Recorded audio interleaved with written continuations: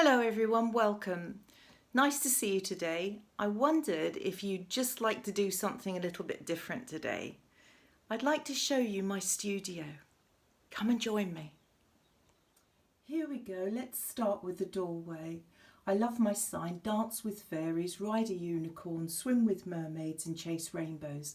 How true is that? Either side you'll see two little fairies, and these were made by a lady called Janet Love. She's a love and she loves cats, kittens and all things fairy. Very good artist. How about this one? A balanced diet is a glass of wine in each hand. Well, seconded only by gin, I feel. Here we go, let's walk through the door, and this is my workspace. Last year, my son and his partner left home, and this was their bedroom, and it took me a very long time to get over myself and to stop stressing about the fact that they weren't here. I missed them, I really missed them, so deep respect to all you mothers out there. Now I've moved in and I've turned this room into my very own. So starting here, the doorway, I have the most beautiful silk scarf here. This comes from a lady called Suda Ray, and I went to a fabulous restaurant called the Decor Bar for my birthday. That's in Greyshot, lovely Nepalese restaurant, and this was my gift for the evening. Very lovely. My lad always gives me a Gary Barlow calendar every year. We both love him. We both think the music's terrific. And this is just a little flag from a holiday in Venice. Now, I collect dragons. I love dragons, and I have quite a few little critters here. All sorts. Handmade. We've got an ugly little devil. Now, he features in a painting called You're Joking, Right? And we've got this. He's a beauty, handmade. One in pewter, a little china dragon. A gift here from a lady called Carolyn. And then down here, Deborah Robinson made this. He's rather gorgeous. It's felt. And you'll see here that he actually has an egg that he looks after. She looks after, maybe. And this one was a gift from a lady called Kathy Kempster. I can't work without music. So here we have a few of my CDs. I just cannot concentrate without music. And then a selection of my notepads and booklets. And two of my favourite books, the Colour Source book, which is fabulous because when people say to you, oh, I want my painting to be Viridian, and sometimes you're not quite sure what that colour looks like, and this book is like the Pantone colours and tells you exactly what a colour is. And then this one, this is fabulous, love this, The Secret Lives of Colour, Cassia St. Clair, and that gives you all the history of a colour and how it was developed and funny stories about each particular painting, each colour. Now, these two cupboards, oh, more dragons, look, more dragons. Here we go, handsome devil, look, and this little one here. And this is a painting, again, by a friend called Kathy Kempster. This is one of her dragons, so he's rather lovely. These are my two cupboards with all my goodies in. Open up so that we can show you what we've got. The top shelf here, glitters and gold leaf, copper leaf, and the glues that I need to work with that. Down here, these models are fabulous, everybody, if you haven't seen them. I found these on an advert on Facebook, but they're very good. You can manipulate them. They come with all different sorts of hands. You can see the hands and the different arms and legs and things in here, shoes. And they have weapons. You've got swords and guns and all sorts of things. So you can really use them for a good model. Down below, this is my kind of Venice shelf. I bought myself and treated myself to one of these glass pens. and that's a glass beautiful paintbrush, Kolinsky paintbrush. Just two little treats that I desperately wanted, a memento of Venice. The mica shelf, so all the glittery, beautiful things that I can use to embellish. And then down here we have a few acrylics and pastels and the brusho. Moving on to the next cupboard. Spare paints and tubes. I do like a tube paint, I have to say. And then these schminky colours here are really rather gorgeous. It's a powder gold, powder copper, and you can use those with gum arabic and add them again to embellish your work. And this is the Daniel Smith Waterground, which is fabulous as well. It's a paste and it's gold, and you can use it to texturise your paintings or to embellish your paintings. Inktense palettes, love Inktense, and a couple of interesting, what have we got here? The Jaxel pastels. And a little palette of these paints that you can buy here that are layered. They're rather nice. They're dyes rather than paint, but it's good stuff. And pencils, as you all know, I love pencils, and I use a lot of pencils. The book that's coming out, How to Draw Unicorns, was all done with marker pens and more graphic pens. So here's the selection here and some more. Glues, lots and lots of glue, because I craft a lot, use a lot of glue for crafting. And this is the Pebeo shelf, so this is all the vitrail and the different types of Pebeo that you can use for either canvases or for gloss. Books, love books. One of my favourites is David Bellamy. I have all of his books, and to my absolute embarrassment actually went to an exhibition of his and took the whole lot, and God bless him, he signed them all. But I do like books. I like my favourites at the moment, and always have been, Roger Dean and Rodney Matthews, and I'm currently painting a picture in my bedroom as a tribute to both of these artists, as a mural on the wall. I can show you that another day. This is my art trials book. It's just a loose leaf book that I've bought, and I use this for all my different trials. Now that's something else that we'll cover another day if you come back to me and you visit again. But for now, let's do the studio. Up here, my work here doesn't feature. I don't put my artwork on the walls in this room. This room is artwork by all my favourite painters. This is a lady called Helen McAvoy, and she actually painted me with the glittery eyes, which I think is quite amusing. I like that very much. And a rather beautiful picture over here of hares. Let's try and get away from the reflection, because that's rather lovely. I love all this sort of fey ideas of pictures and paintings. I just love it. You know me. I have a big TV screen in here. Hello, you can see me here. The TV screen's fabulous because I can tie that in with my iPad, and it means that I can put pictures up on the screen when I'm sitting working at the drawing board and use that instead of my iPad. I've got a big picture and I can enlarge it. My desk here to sit and work. Aha, would you like a quick glimpse of the book to soon be coming out? This is How to Draw Unicorns. The cover, this is this is my advanced copy, but a quick flick through and it will be in this format. You have drawings building up to both the sketch in grayscale and the actual painting itself. So there you go, you're getting an absolute first view of the book due to come out. Don't tell anybody. There. So that's due out June 2020. This is a picture I'm working on at the moment, a little dragon with a sleepy eye, as he is at the moment. And it's all in pencils, and I'm using Polychromos here, Faber-Castell. Like them very much, they're soft and they glide beautifully.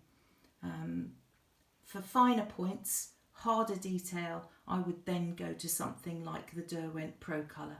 But for this, it's perfect. It gives me detail down to this sort of scale. But if I wanted finer than that, I would go into a harder pencil. Now, something I have been working on recently, I thought you might like to have a look. This is my stump house. Let me sit down so that you can look inside it. So this, believe it or not everybody, was a packet of Pringles.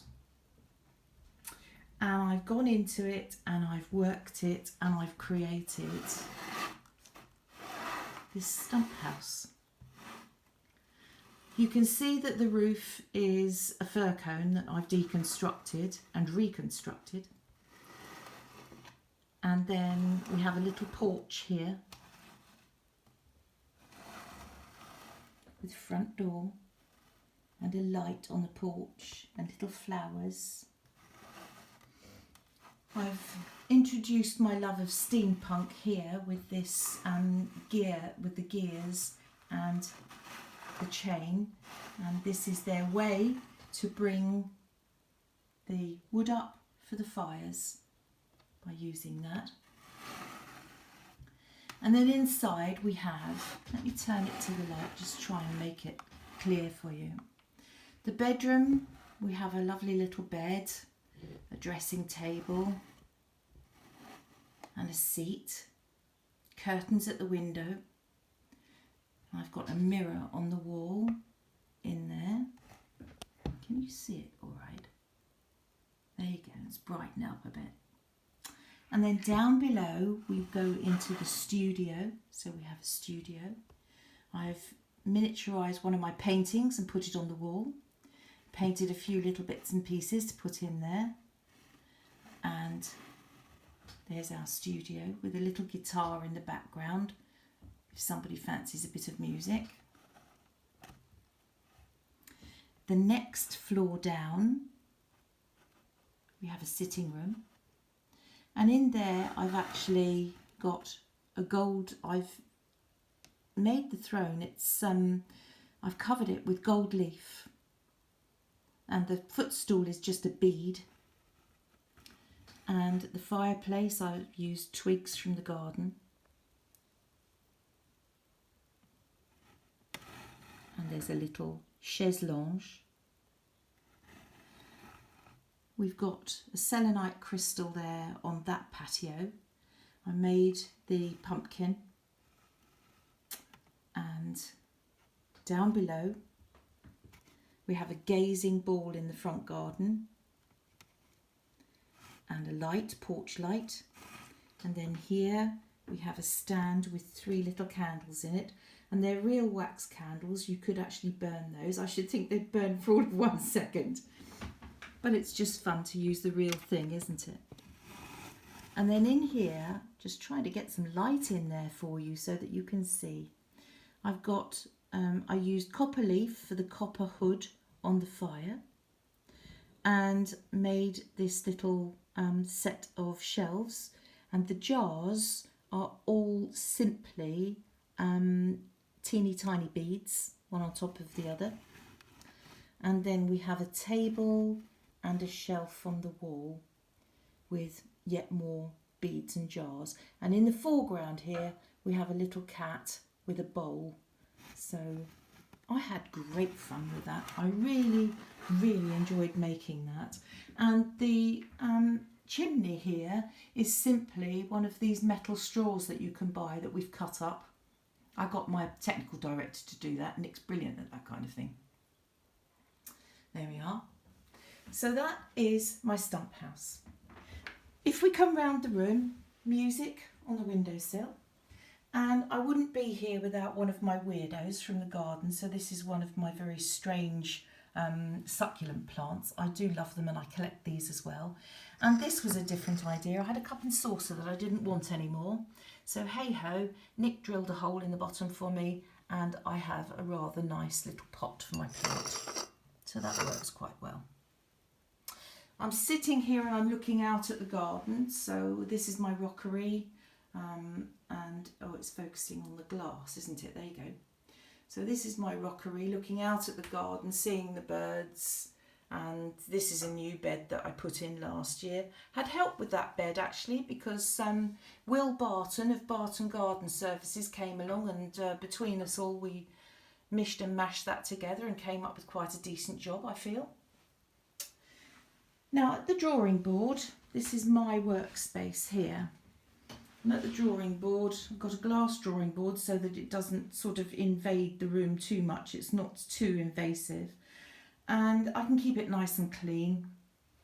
This is the latest picture that I'm working on. We all know the story of Icarus and Daedalus.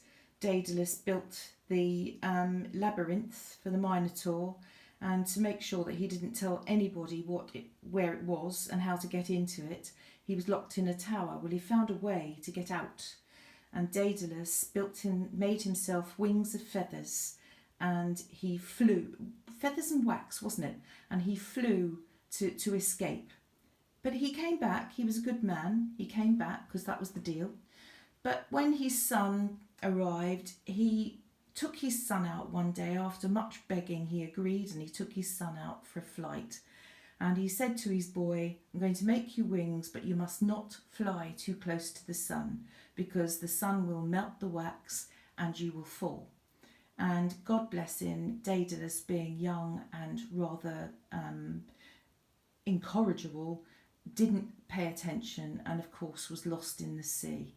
The story says that Daedalus didn't find his boy, but I've kind of carried it a little bit further. I would rather it wasn't a child. I struggle with putting children in that kind of situation because it's much too emotive.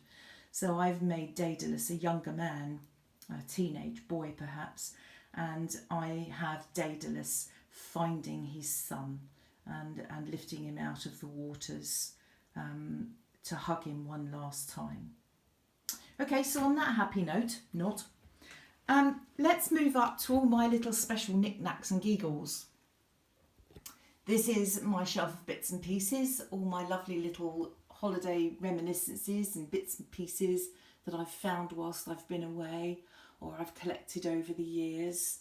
My black cat, I used to have a beautiful black cat called Neo, so that's my kind of tribute to him. The helmet, that came from Greece on a holiday, and then down here we have the strange troll from Norway. Oh, she's fallen over, she's obviously had a bit to drink. Look, this is a little critter, a little queen that my son bought me for my birthday one year, so we must show her.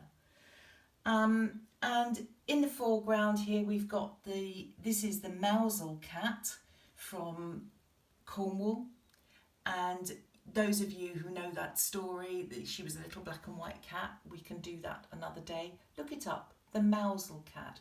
It's spelt mouse hole, so if you want to look that up.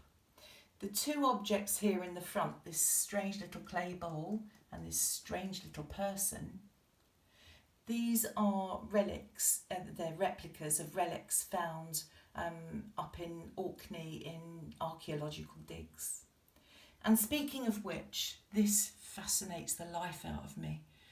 Locally to us, we have a Roman villa, and many years ago they open the villa up every year when there's money, and they dig, and then every year they cover it again.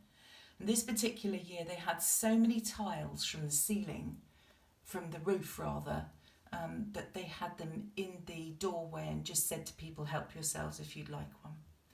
But on this tile, if you look carefully, it's 2,000 years old, and you can see the striations down the tile where the maker put his fingers and ran his fingers down the tile to smooth it, and that is somebody's finger marks.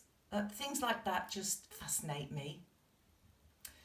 On the shelf below, now you'll think I'm totally balmy now, these are all bits and pieces from places that I have been. Sand, stones, bits of soil. So there's Glastonbury there, and I've got things from, I've got stuff from Longmeg in Cumbria, and I've got Mounts Bay in Cornwall, all places that I've loved and I've visited. This is Orthone. These stones were incredible in Corfu. Look at this. Sanibel Beach, this one, over in Florida. And one day, mad as it sounds, when I'm Ash, I would like these bits and pieces to be mixed with me and scattered somewhere. So if you see a little pile of sand and bits and pieces and stones, you'll know it's me. Crazy. Shelves next to my work and a table, and there's my coffee. And this is my water pot, my Harry Potter cauldron. Why not? Back to artwork.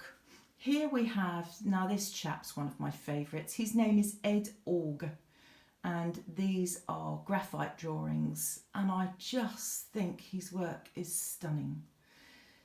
Some of it takes him up to 18 months to draw. I mean, obviously he's not sitting at it solidly, I shouldn't have thought, but look at the detail in this work. It's absolutely beautiful. You either love it or you hate it, but look at her hair. I mean, that's enough to send me screaming. Even I don't have the patience for that kind of thing, I'm sorry. But that is Ed Org. His work is beautiful. He has a lovely book, and that is well worth treating yourself to if you like this kind of artwork. Ed Org, E-D-O-R-G. This one is quite incredible. This is a little picture. It stunned me. One of my students, she's a miniaturist, and this has all been done with pointillism. And she met me for a course, a painting holiday, and went away and painted that in miniature with no reference at all. That is memory. And I just think that that is stunning. So clever. So, so clever. Now my latest picture is this one. This is an artist, Peter Sherborne. And this is just me. It's my colours, that beautiful orange. You know, anybody who knows me knows I'm mad for orange.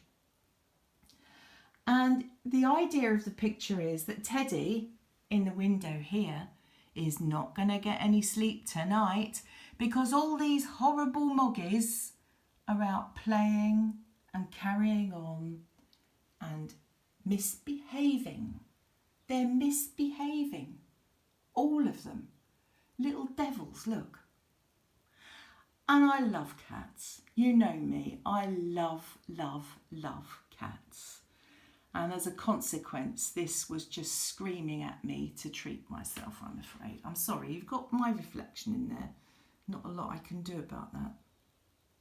But isn't that I just think that's wonderful. I love everything about it. The whimsy, the fantasy, the cartoon character of it. It's just fabulous. So here's another lovely man that you can go and follow on Facebook if you'd like to. That is Peter Sherborne. And here in the corner, I've got my staff. This is my wooden staff. It's rather a lovely creation. This on here says Selene, and that is the moon goddess. Leather wrap to hold it. You've got the twist in the wood here. I believe, and I'm sure I'm right, it is hazel, but we'll check with that. This is made by a friend called Nev Simpson. So I shall tag him and ask him just to put me right on that. Pheasant feathers and a dream catcher to catch all those bad dreams. And this is rose quartz at the top. So that's really rather lovely. And finally, just a bit of whimsy here. My cupboards, where I keep all my bits and pieces. I'm not going to open those, I'm very sorry. But I just wanted to show you my wonderful doorknobs. I found these on Etsy. It's not in here, it says. This one says, you've got some hope. And this one says, you wish. And here is one of my husband's favourite phrases. I think all women the world around will agree with you. Have you tried turning it off and on again? And couldn't you just kill 'em? So there we are, everyone. That's the whistle-stop tour of the Sharonhurst studio. Sounds very grand, doesn't it? Thank you very much for coming with me today. As you know, I paint fantasy, and I hope that you can come along soon and visit me again.